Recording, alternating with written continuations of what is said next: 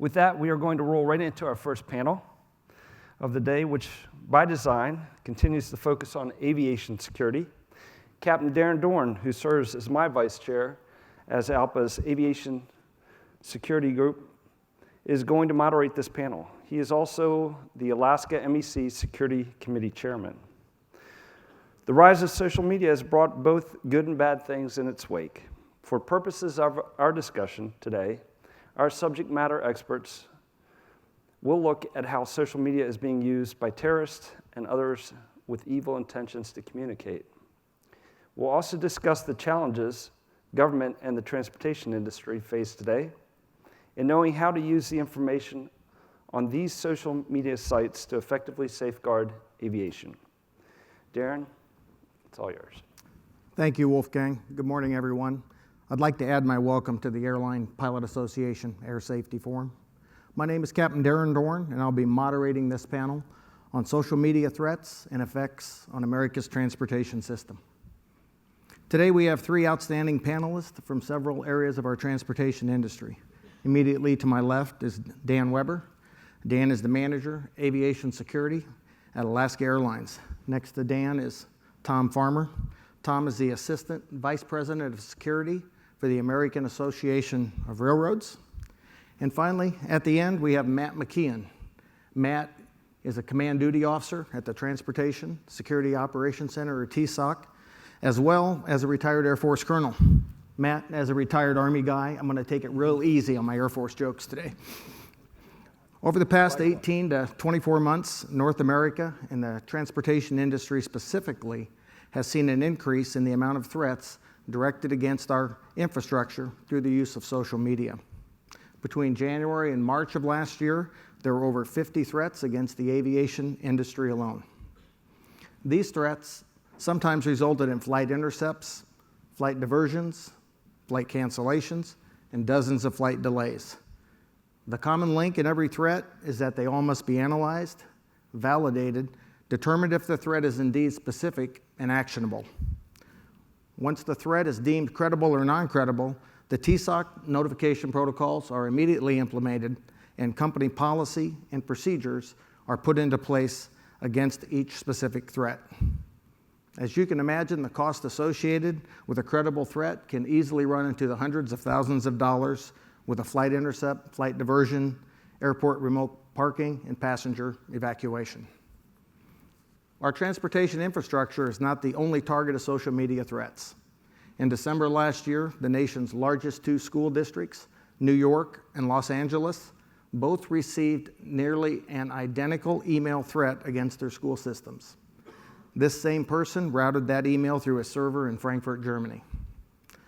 In Los Angeles, the school district chancellor reviewed the threat and decided to send out an alert closing nearly 1,100 schools.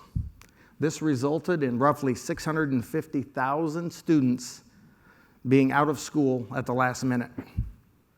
In New York, the police commissioner reviewed the same threat and decided it was a hoax.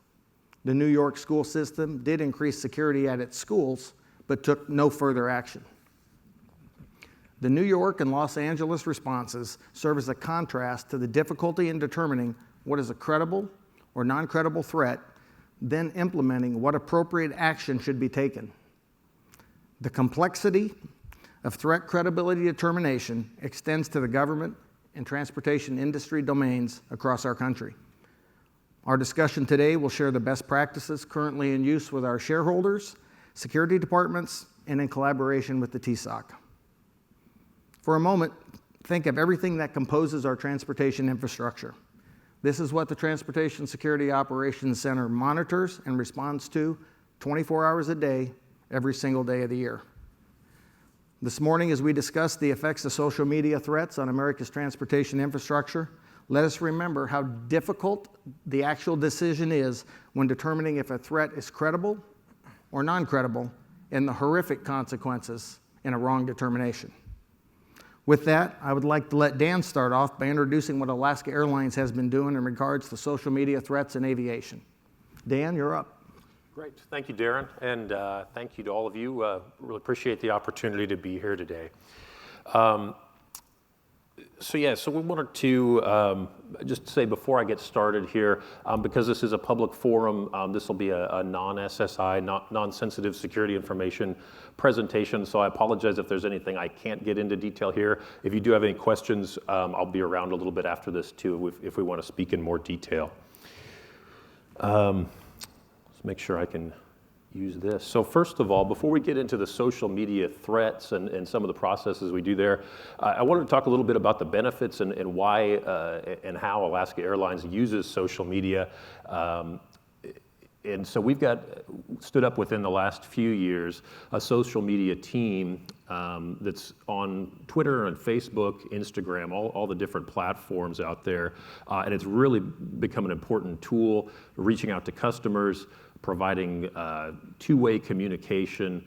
If there are events, weather events, irregular operations, they're able to talk to people. If there's service failures, before that becomes a viral negative groundswell, they're able to reach out and make that right for people. So it's actually become a really useful thing for the airline and for taking care of our customers, and even just for brand and building excitement, people sharing pictures, sharing travel stories, being involved in contests. But of course, that's all the fun stuff, and that's usually not what I get to be involved in. I get to be involved when somebody uses it for negative purposes. And what we've typically seen is people making threats, and often coming through in things like Twitter, the similar kinds of threats that we used to see over the telephone, but in, frankly, much greater numbers. And I think some of the reasons for that is it's easy to do, it's relatively anonymous. At least there's a sense that it's not geographically limited because of the internet. And so as Darrin alluded to, the challenge is we know that the vast majority of these are hoaxes. They're essentially like a prank phone call. But we can't be complacent. We can't ever assume that. You never start with that as your assumption. And so the challenge is making sure that we're looking at these, using the resources correctly to assess these, get the information out to all the stakeholders that need to know about it, and then minimizing the anxiety, the confusion, and the potential to waste a lot of resources from the company, from law enforcement, from airports, TSA, Transport Canada. And so basically that's what we're trying to avoid. So this was supposed to pop up one at a time here, but this is Alaska's priorities in looking at a threat and responding to that. And it's a little bit humorous, but it's accurate. Safety is number one. It's also number two and number three. That's what we're looking for throughout any process that we're building and working on in responding to any kind of threat. That obviously has to be number one. Along with that goes compliance. We have reporting requirements. We have cooperation with our outside entities, our regulators, law enforcement. And then coming in at the bottom is minimizing operational impact. And for the non-credible threats, that's a big concern and a big challenge. We're an airline. We're a business. We can't afford to just simply err on the side of shut everything down, stop the flights, create huge delays every time one of these comes through, because they are easy to do. There's not a ton of risk for the people making them, and if we're getting a big response every time, that also encourages people to continue doing it. So that's a real consideration. But I wanted to emphasize that safety is obviously first.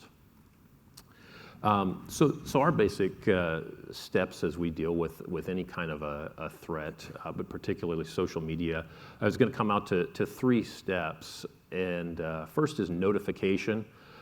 That's internal throughout the company, dealing with different work groups, different stakeholders that need to know about what's going on. Assessment, and I have these sort of in order here, but I want to emphasize that assessment is not necessarily a one-time thing. At some point, we do have to make a decision. Are we considering this credible? Are we considering it not credible? But that assessment is really going on from the first person who hears about a threat or sees it on social media and goes, do I consider this even to be a threat? They need to make that decision, as it goes along the chain of notification, each person is assessing that. Once we've gotten it and run it through our process, talked to outside stakeholders like our partners at TSOC, our local FBI, we're going to make a decision, but that decision is going to be continually vetted as new information comes in, as we discuss how is this going to play out. So I wanted to emphasize the fact that assessment is not necessarily a one-time switch that's thrown. It's a continual process that we're looking at. And then finally, once we've made that assessment, we've got to implement our response to make sure we ensure the safety of the flight, our employees, our customers, and then coordinate that both internally through the airline and externally with airports, law enforcement, regulatory agencies, all those different stakeholders. So to touch on some of our internal stakeholders, obviously our in-flight security coordinator, our pilots, our flight attendants, our flight ops duty officer and in-flight duty manager. Station management needs to be involved, and then those may be some Alaska terms, but our system operations control and the director of system operations, and then of course my group, Aviation Security. When something happens, everybody on that list needs to basically be in the loop very quickly and coordinated in getting the same information. Some of the challenges that go along with that and deciding how that's going to work is just how much information to share. And that's been something I've been really pleased. Darrin and I have been working on, along with a number of other people over the past year or two. How much information to share is not an easy question. So something comes in, and perhaps there's a threat that mentions a flight number. We've got to look at that, and we've got to make our assessment, and we may work with our outside agencies and determine that there's really nothing to be concerned about. This does not correlate to, there's no indication this correlates to an actual attack. In the past, we had great processes around making sure that our regulatory requirements were met, the right people knew about it. Externally, TSOC, TSA, our host governments, if we're flying in foreign countries, and our station personnel, our system operations control, and we found that sometimes in the debrief, we left out some really important people, namely the pilots and flight attendants were getting less information than everybody else when they need it the most. Who else needs it more? And so we've been working really hard on solving that problem.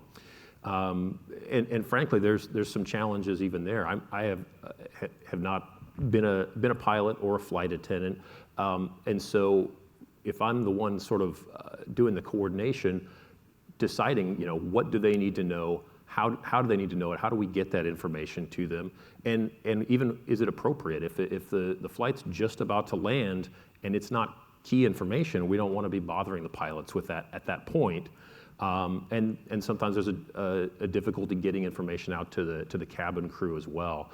We've had some success there in realizing, I'm not the right one to make that decision. We need to be working with our flight ops duty officer, our in-flight management people, so they do know when and how, and just bringing the right people into the loop, and also condensing down the information that we're sharing so that we're giving concise, pertinent information and not a lot of noise.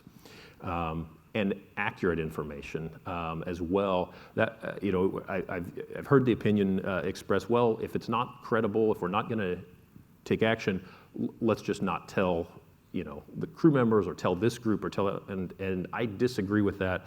I think they need to have the right information and they need to have accurate information. Particularly now with social media, where everybody's connected. As soon as a plane is on the ground, people are on Facebook, on Twitter. If people are going to hear, a bomb threat, that's going to cause concern if you don't have the right information. So we really came down to everybody that's involved, and particularly our crews, need to know that there is a threat and the details of it, the assessment that's been made, and then any response measures that we're planning to do. And we've worked through some things I'll touch on later on how to get that out there. And then we need to continue to communicate as the situation changes. So those are some of our internal communication challenges. We also have our external stakeholders. Again, these are kind of specific to Alaska because of the places we fly, but we have TSA, our partners at Transport Canada, and then the regulatory agencies in Mexico and Costa Rica where we fly. The airport authority is also going to be a huge stakeholder, and then law enforcement, whether it's RCMP, FBI, or local airport police or city police. They're all going to be potentially involved in responding to any kind of a threat. And so we need to be thinking about how we communicate with them, how we get the right information out to them. And there's some challenges with that as well. My guidance out to our station management folks is when we have a threat or a situation, of course, is not the time to find out who your police representative is or who the airport security coordinator is. Those things should ideally be set up beforehand, and we should have that established, work on the tabletop exercises that the airports hold, and have a plan so you can find them in the moment. I'll talk a little bit later about an exercise we created to simulate some of those challenges. The other thing is we talk about taking initiative and shaping responses. From sort of hard experience, we found that we really want to craft this communication as well. We have to do it quickly. We don't want to delay in telling any of these responders because they're great resources. The airport, the law enforcement, regulators, they're the people we're reaching out to help us and to get us through the situation and help us resolve it. But if we come and say, somebody said there's a bomb on flight X, we're not going to probably get the response that we want versus saying, again, our kind of our three pieces, which is details of the threat in a short, concise manner, our assessment, and our proposed response. If we bring that to them, that's a very different thing. If I come and say, Darrin, as you're the airport police chief, we've had a non-credible threat that came to us through Twitter. We're planning to do a supplemental aircraft search, for example. That's a different thing than saying, help, somebody said there's a bomb. We've had situations in airports where we essentially had a non-credible threat, treating it essentially as a prank hoax, and we've had SWAT-equipped officers showing up at the gate because the information didn't get to them in a concise, accurate manner. And I have to say, overcoming good intentions is what we found is in the absence of a clear plan and clear, accurate information, people tend to default to, well, I know I need to keep people safe. I know I need to do what's going to be best for safety. That tends to translate to the most restrictive. We're evacuating, we're sending out the SWAT team, and those may just not be what's commensurate with the actual threat we have. So we want to make sure that we get out ahead of that. We're putting that together, and everybody's getting the same story and clear, accurate information, so they can make good decisions. Because in the absence of that, we just find that the default can be really disruptive. And then just continuing to cooperate and continue to share information as we go through. So this is one of the things we've put together recently for our security people that are at the stations that receive the additional training. We wanted to put together an exercise for them to simulate going through one of these situations. And I sat down to do that, and the first thing I realized is that tabletop exercises are sort of inherently unrealistic because everybody's able to sit down, look each other in the face in a quiet, clear environment, and and talk to each other with essentially perfect clarity, ask questions, and everybody gets the information at the same time. And that's never how these situations play out.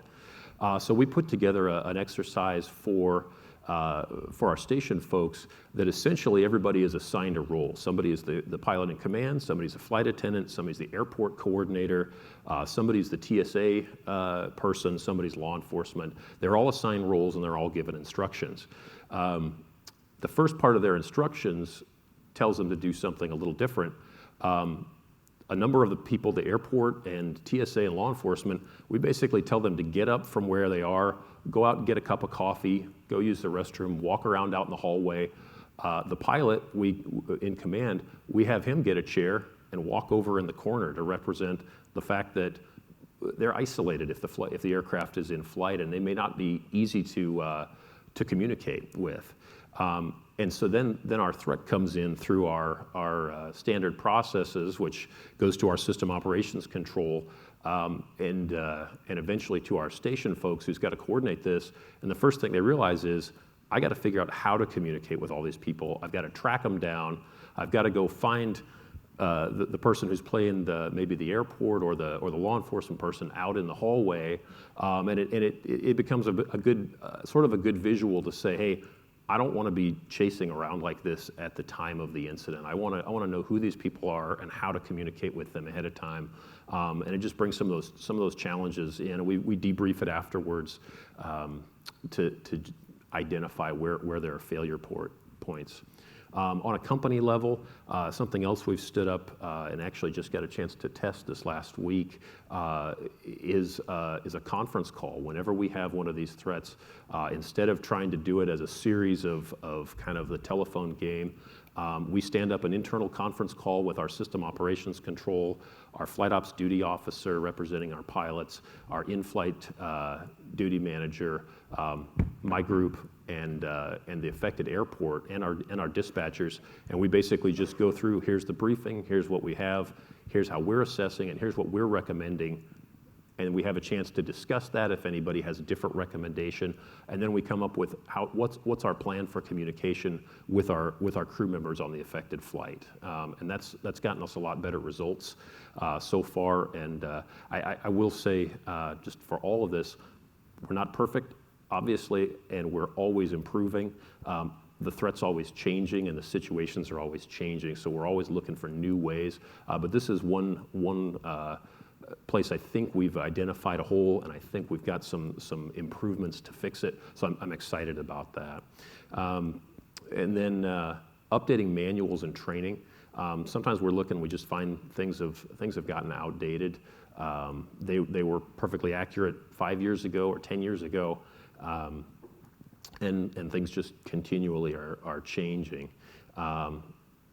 In addition to that, we also want to make sure that our frontline folks know the resources that are available and the processes that are out there to support them, so that they can have some confidence that, hey, you're not out there on your own.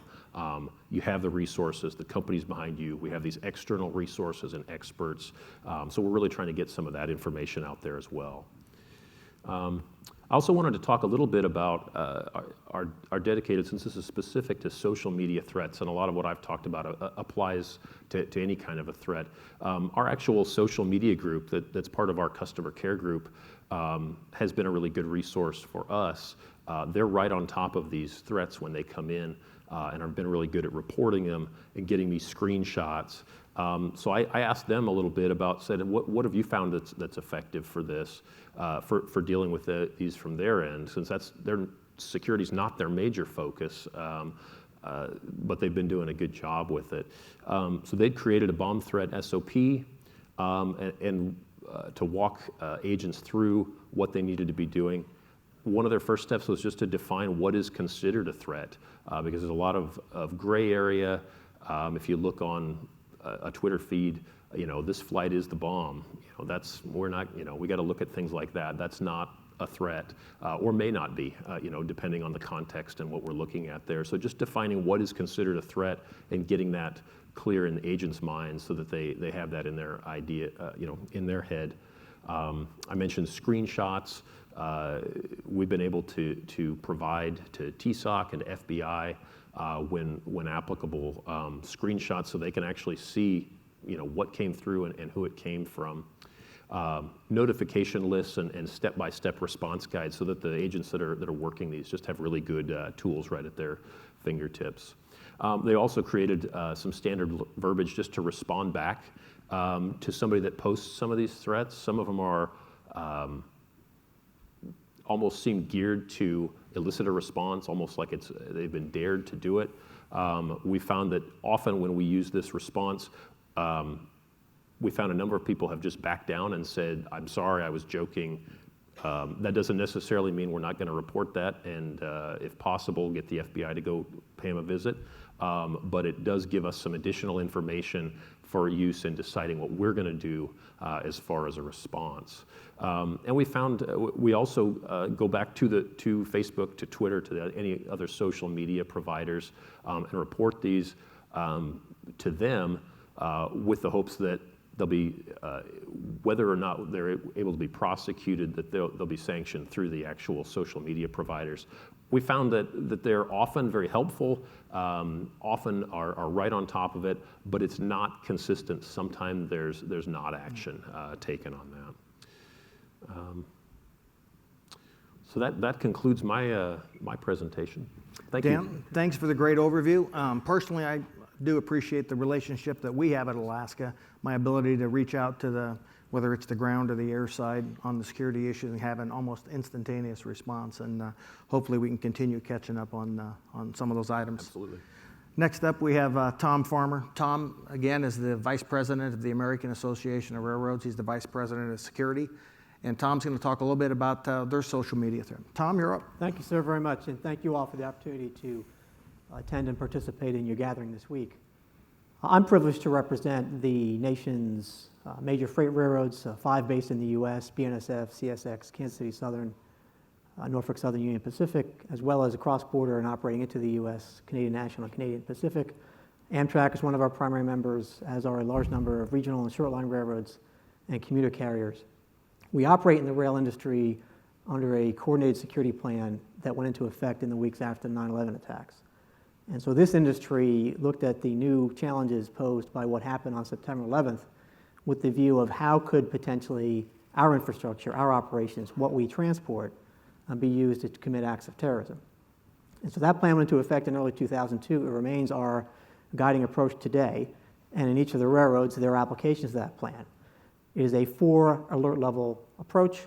It actually preceded the formation of the DHS color-coded system, preceded the formation of DHS, and when it was put into effect, TSA was just starting. And all 4 alert levels run from 1 through 4, 1 being lowest, 4 being the highest. 1 is something I hope I can give to my children when I retire. We've been at 2 almost all of the time the plan's been into effect. That's a heightened vigilance for indications of terrorism, or as we've expanded over time, illegal cyber activity. Alert level 3 equates quite well with DHS's elevated approach under the National Terrorism Advisory System, and alert level 4 aligns with DHS's imminent approach. As I considered the discussion today, particularly focusing on social media, I was reminded of a story. I'm a baseball fan, and I like to compare. I think most problems can be analogized to baseball. The 1951 National League pennant race was iconic. The New York Giants trailed the Brooklyn Dodgers by 13 games in mid-August. When asked by a reporter what he thought of the Giants, the Dodgers manager quipped, "Are they still in the league?" Well, it turned out they were. They won 37 of the last 44 games and tied the Dodgers by the end of the season. Now, at the time, the teams had to play what was a 3-game playoff. They split the first 2. The third one you may be familiar with, because if you have ever seen the call of how the game ended, it was an iconic moment that lives in the history of the game. Bobby Thompson hits a 3-run homer that beats the Dodgers 5-4. The Giants announcer, Russ Hodges, must say 25 or 30 times within about a minute, the Giants win the pennant. Now, years later, a scholarly book was done on that pennant race, and the author found that the Giants had put together a rather elaborate system whereby somebody in center field at their home stadium, the Polo Grounds, would have binoculars, would see what the catcher was indicating to the pitcher. They had a device constructed that then sent a signal to the dugout, and then one of the coaches was able to signal the third base coach, who could signal the hitter about what pitch was coming. But then a statistical analysis was done and found that actually the Giants hitters performed worse when they were getting the benefit of this system, which didn't always work well, But they performed worse when they're getting the benefit of this system than when the system wasn't functioning. It was almost as if they had too much information. It became a distraction. When you think about social media, that's the challenge. There is so much going on. You've got to sift through that, and for whatever your particular purpose is, try to use that tool in a way that's supportive of your efforts. Now, across our industry, there are many components that use social media. In the Security Emergency Preparedness Program, we look at it for very particular purposes. And in our industry, we have two guiding coordinating committees, one for physical security, one for cybersecurity, and those groups are the groups I work with, and together we manage this program, define intelligence priorities, consult when circumstances warrant, coordinate very actively with government. That structure, and when you look at how you're going to use social media effectively, you're having a structure that can set the right priorities, ensure you're looking at the right sorts of information, and you're applying effectively. That's one aspect. Setting the priorities is another. What do you want to draw from this tool? For our purposes, there are some very specific areas that we're interested in. And then the third one is when you're getting this information, what are you doing with it to turn into something practical, something useful, something actionable? So in those three areas, in terms of structure, we've got the two coordinating committees. In terms of priorities, through those groups, we've defined what is it in social media that we're interested in. And for our industry, it runs the gamut from social media chatter indicative of terrorism threats through organizing communications for protest activity. We transport a lot of dangerous commodities in the railroad industry, crude oil being one of them. Crude oil has generated an awful lot of protests, but other protests affect us. Protests against police, protests that happen in the vicinity of a criminal act that's happened near our tracks. So we're very interested in that. And then the third area of concern are issues that raise security concerns, raise safety concerns because of the fact that they are bringing people into what is a very dangerous area at or near railroad tracks. The most recent one is Pokemon Go. If you're familiar with the game, the smartphone application, we found very quickly that some of those sites are positioned on railroad tracks. Some of those sites are positioned in rail yards. Some of those sites are positioned in stations in areas that people shouldn't be going to, whether it's because the tracks are there, electrical power is there. And just yesterday, a use of social media, we, working with the Federal Railroad Administration, sending a letter to the developer of Pokemon Go, apprising him of the concerns that we had, the very serious safety concerns, detailing those, and requesting action by Pokemon Go to end the positioning of these stops on railroad property and infrastructure. That's actually getting a lot of play in social media today. That game gets a lot of attention in social media. This letter from a government organization and a representative association for the railroad industry has gotten a lot of attention as well. So those are the areas that we focus on. And then in terms of what do you do with the information when you get it? And as was indicated in the earlier presentations, there's a lot of chatter on there that's not very meaningful. So particularly when we're looking at terrorism threats, what are we interested in? Well, if there's a specific threat directed against a railroad, that's something we pay a lot of attention to. But thankfully, much of what we see is chatter in terms of aspirations. What do supporters of those groups want to do? We're very interested in that. But the process we have in place is not to just take that and then send it out across the industry and say, be aware of this. It's actually to take it and go to government. We have a very good partnership with TSA, a very good partnership with FBI. We go to them, we say, here's what we are getting from a service that we have for our industry that looks at social media and looks at it in multiple languages and is pulling out this sort of information. This is what we've gotten. Do you have anything to add context to that? Is there validity to this? Is there something we ought to be paying attention to because of what we've gleaned from our social media reviews? How does that line up with the analysis that you're doing? And that coordination is very important because it helps us differentiate between what is the chatter going on where groups and their supporters are saying all sorts of things they wish they could do versus what are the indications that this is maybe progressing to a point where some preparations are going into effect, where some activity to direct people to do certain things, where there might be people looking at our property as a potential target. And that sort of analysis from government is very, very important to us. If we get it, we have many means between internal information sharing networks we maintain in the industry to get information to our railroads, both in the US and Canada. And then we've also got very well-developed classified communications links, secure telephones, a field intelligence officer network. TSA has field intelligence officers around the country. We've worked with the agency to ensure that our security leads, wherever they happen to be in the country, and they tend to travel a lot because our railroads have widespread operations, wherever they happen to be in the country, if they can get to a TSA location, they're already cleared for access to review and discuss classified information should a developing threat necessitate that step. And with our partners in Canada, we've worked very hard and gotten a lot of support from TSA and DHS on cross-border information sharing at the classified level.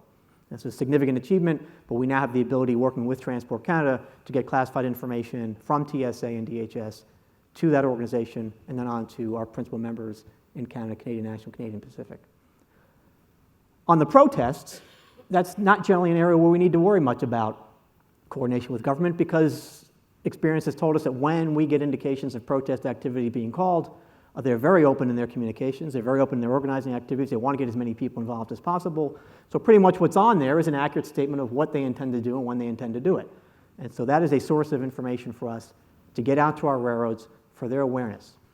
Now, when these protests happen, some of them can be very large, and in some cases you've got participants who want to be disruptive, some of them want to be destructive. What we found with this service is that we've focused where we're using social media, where we're looking at the communications they're putting out, where we're reviewing their preparations. And again, most of this is very open discussion. It's a matter of just culling that, packaging it effectively for industry and getting it to the right people, and fostering coordination at the local level so that the railroad police can contact the local authorities. And invariably when these protests happen, there's a law enforcement presence there, and we've not had seriously disruptive protests, and we believe that's largely because of the preparations that are done in advance. There's a lot of awareness in the community, a lot of awareness among local law enforcement, and that presence narrows the opportunity for people to do very disruptive things. And so there might be occasional sit-downs at a grade crossing. We've not seen the more serious acts, and it's this use of social media that's enabled us to do that.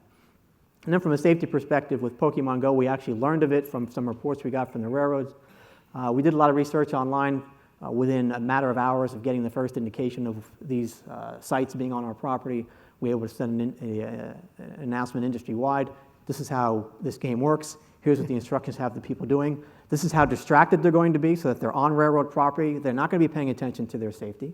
They're not going to be paying attention when a train comes by. And they can be very disruptive if you're responding to an accident. We actually had an incident where the crowds that had gathered for the Pokemon Go find were disrupting an emergency response to a different incident. So all of that work, and the advisors were able to put out, got the government's attention, and that's where the Federal Railroad Administration came in and was willing to join us in a joint communication to the developer of the product to say, look, you're creating some very significant safety hazards here by the fact that your computer server is putting these points on our property. And so you can get a lot of information on social media about how Pokemon Go functions, about how the developer is advocating its play, about the rules they have for players, some of which are very strict. They don't want players being able to cheat and change their smartphone location so they can play Pokemon Go overseas. Well, if they're going to be that attentive to how the game is played, they need to be equally attentive to the safety ramifications of where they're putting the points. So social media helps us understand just how dedicated the players are to this game, and also the developer to the fair play of it. And we're able to go to them and say, well, in view of just how attentive you are to how well this game is played, give us equal attention to the safety considerations that arise. So that is a sampling of how we use social media. We see it as a very useful tool, but one where you've got to be careful because you can get lost in a lot of sea of information, you can get lost in a lot of communications, you particularly get lost trying to react to everything that's out there. And so we've really looked at it in the form of what are the priority types of information we want to draw, and when appropriate, are there messages we want to communicate. And this joint letter is posted in social media because here's a message we want to communicate back to that broad community of very serious safety concerns. And there's a lot of media attention yesterday, today, to the fact that the U.S. government partnered with the Railroad Association to apprise the developer of the risk being created by just how the game is performing. With that, I'll pause and defer for any questions that come later, but thank you again very much for the opportunity to speak today. Tom, thank you. I'll probably hit you up for one of those Pokemon Go things because I have no idea how it all works. Down at the end, next up, we've got Matt McKeon. Matt's a command duty officer with TSOC. Hey, Matt, so there's an Army guy and an Air Force guy. They're walking into the, no, I'm kidding. Matt, go ahead. I've already heard it. Well, good morning, everyone. I want to thank Darrin for including TSA in this important security panel. This social media phenomena, which sort of started to balloon about 1.5 to 2 years ago, we've been dealing with and refining our response ever since then. For the benefit of the audience, for those who don't know who TSOC is, we are an ops center that monitors the nation's transportation infrastructure. So we're monitoring about 450 airports, pipelines, rail, both freight and passenger, motor coach, bridges. So it's a pretty the scope of our responsibilities is pretty expansive. We break things up on the watch floor into aviation and surface, and most of our emphasis is on the aviation because it is a target of terrorists these days. For TSOC, we play two essential functions, essentially, in the response to these particular threats. The first one is detection of the threat, and then the second one is coordination in the response. So I'll cover the first portion for you, and that is the detection. About a year and a half or so ago, we got a capability that gave us a 24/7 social media monitoring capability that can look at both national and international websites. We've got a translation capability that's embedded in that software, in that capability, and we can also do what's called geofencing for proactive or reactive monitoring of a particular airport or some location to increase the number of hits that we can generate in that area. The software is pretty expansive in that it can cover a lot of different websites, and we've got an analyst that's there 24/7 monitoring it and feeding us with information. The second piece is our coordination piece. When we detect a threat on social media, that will come to the command duty officer, and he will initially evaluate whether it constitutes a threat. And if it does, then that sets off a notification process that principally goes to the resource owner, whether it's an airline or a bus company or a train company or whoever. We get that information, we make a phone call, and then we follow it up with the information that we have in an email so that they've got all the ground truth that we have. Then if it's an aviation-related incident, what we'll do is contact the FAA, DOD, the National Operations Center, make sure they know.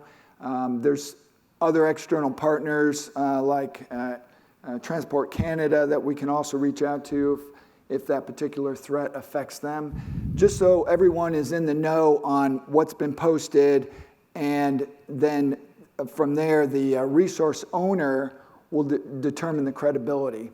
On the surface side, we'll send that to, again, the resource owner, and then we'll also send it to the airport that's closest nearby so that the transportation security inspectors at that airport then can engage that situation.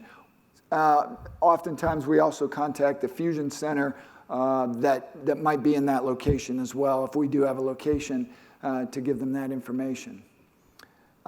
So then that really boils down to waiting for a determination on credibility, which is really the most important decision that needs to be made. And we wait for the resource owner to make that determination. Now, I'll talk in terms of aviation because it gets a little bit more complicated in the aviation sector. The resource owner will make a credibility determination based on the evidence they have, but we will also pass that information to the destination of that aircraft, and that TSA field agency will pass that to the local jurisdiction, who will then make their own independent credibility determination. So you sort of have a dual credibility determination running in parallel. So the airlines will make the determination, and if it's non-credible, quite often everybody will be notified, FAA, DOD, so forth and so on, but we will pretty much just monitor that aircraft and wait to hear what the local jurisdiction is going to do at that particular destination. They will make their own independent determination and take appropriate action as they see fit. And we will support those actions, whatever they decide to do, with our TSA local field operations. Now, if it's deemed credible, as you can imagine, a lot of things start to happen very quickly. So it's critical that the resource owner make a timely decision on whether they're going to determine that threat to be credible or non-credible. Because in the absence of a decision, I've seen it go both ways, but more times than not, we will assume that it is credible and take appropriate actions as we need to. If it's deemed credible, almost always goes right to DoD, and DoD will then assume they'll take charge of the situation, and the FAA and TSA will be in a supporting role. We'll talk about it on a classified bridge, and appropriate actions that DoD deems appropriate will be taken. There's a number of options at their disposal, and we feed them information that helps them with their decision making and how they're going to actually respond to that threat. Once that threat aircraft gets on the ground somewhere, then the local jurisdiction takes over, and they will make a decision whether they're going to put that aircraft on a remote location, have it searched by canines, EOD, FBI might get involved, just a number of folks, CBP might actually get involved as well, depending on who the carrier is, and they will resolve that situation. We then are able to use social media. Quite often people are tweeting or putting posts on social media from inside the aircraft or in the immediate vicinity. So we are collecting that information and then feeding it to the folks who are responding to that situation, and try to make sure they have as much information as we have. On the surface side, if a threat is deemed critical, we have the capability to reach out to local law enforcement wherever that threat is been declared, and get them the information that we have so that they can respond accordingly. And then we follow up with the Fusion Center and the local TSA folks, so they, again, are all on the same sheet of music. So the coordination piece is a critical element, function that we perform to make sure that the folks that are responding and making decisions are doing so with all the information that we can provide them. I consider our social media capability pretty robust. In the early days, we were calling the airlines and calling other resource owners, and they were a little bit confused on where we were getting that information. But as the word got out, they started to develop their own social media monitoring capabilities. And quite often now, when we make a phone call, they respond by, yes, we just got it, we're actively working it. We follow up with an email so they make sure they have it. We broadcast that information over to the FAA and DoD so that the three principal players for an aviation incident are all in sync and have the same information. So that's sort of an overview of how TSOC reacts or contributes to the resolution of these social media threats, both in a detection and a coordination function. And with that, Darrin, we're happy to take any questions. Matt, appreciate that. Well, I guess I'll start off with one because you piqued my interest. You run into a situation where Alaska Airlines or Delta Airlines determines this threat to be non-credible. TSOC, probably more information from your resources available. They deem it credible. I would imagine the federal government holds a trump card, or how is that handled in a situation where the airline or someone in the transportation industry deems non-credible and the government deems credible? We are, it's a good question. We're not in the business of making credibility declarations. We leave that up to the resource owner because they're in the best position to make that call.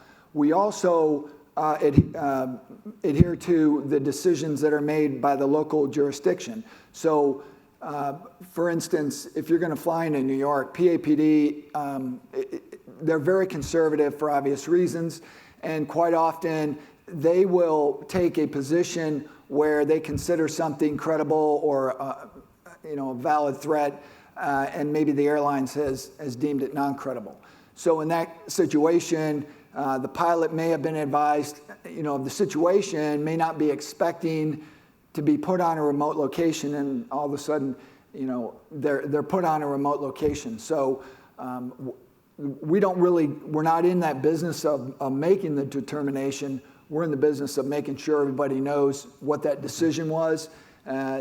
Both law enforcement knows, and all our two main security partners, the FAA and DoD, so that we're all operating on the same sheet of music. So that local authority then that has deemed it credible is going to basically drive the train, and what's going to happen over the airline or over the rail or anything else, they kind of have the final say? That's correct. When that aircraft's on the ground or wherever it is, they assume responsibility for that asset and that incident. Okay. Yep.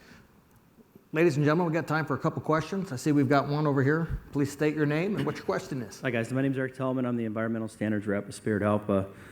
Question we have is, what are some best practices to protect the individual who uses social media for legitimate purposes from being influenced by terrorist propaganda? I'm not sure we got a panelist that's going to tackle that one. Anybody?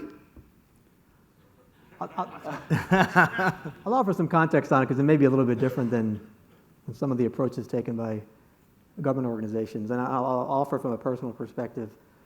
My daughter goes to high school with a wide, diverse audience, which includes many young Muslims and some young Muslim men. And we actually had occasion to visit their apartment one time, and it was really surprising and disconcerting the large number of young men living in that apartment area that had nothing going on during the course of the day.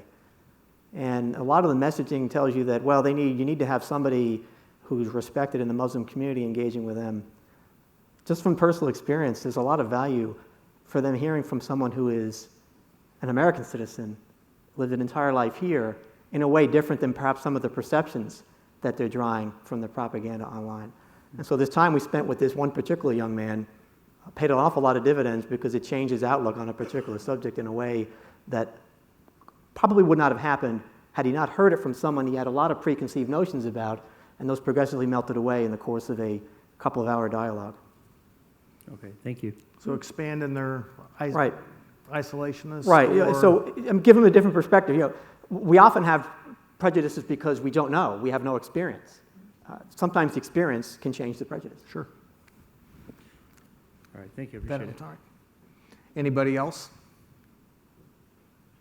All right, well, that actually times out about perfect. We're pretty much ending up on our social media effects on the transportation system. Wolfgang? I have one question.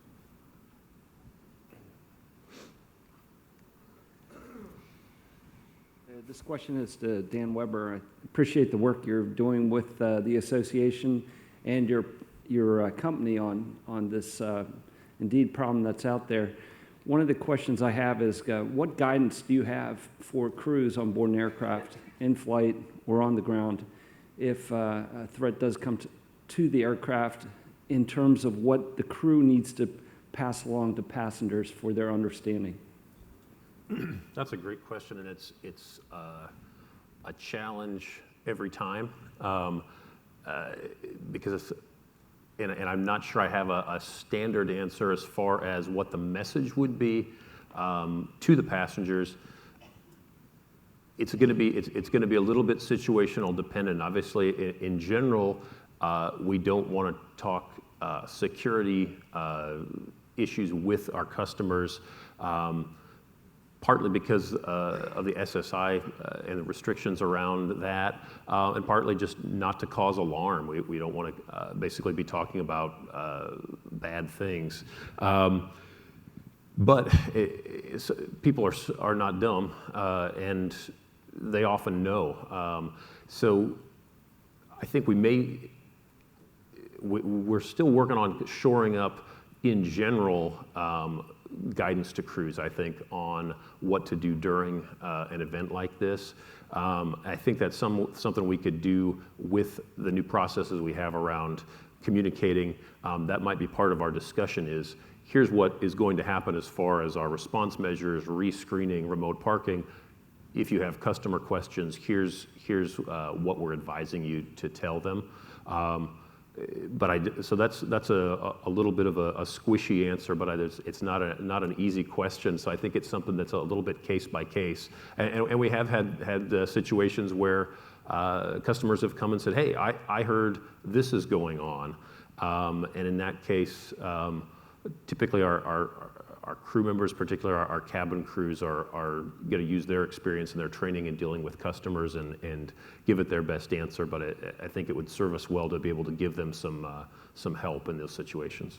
We've had several, I'll pipe in as well, we've had several instances, and it's been a great learning curve at Alaska from where we were 2 to 3 years ago with the amount of threats we receive, whether it's a message left in an airport cafeteria or social media.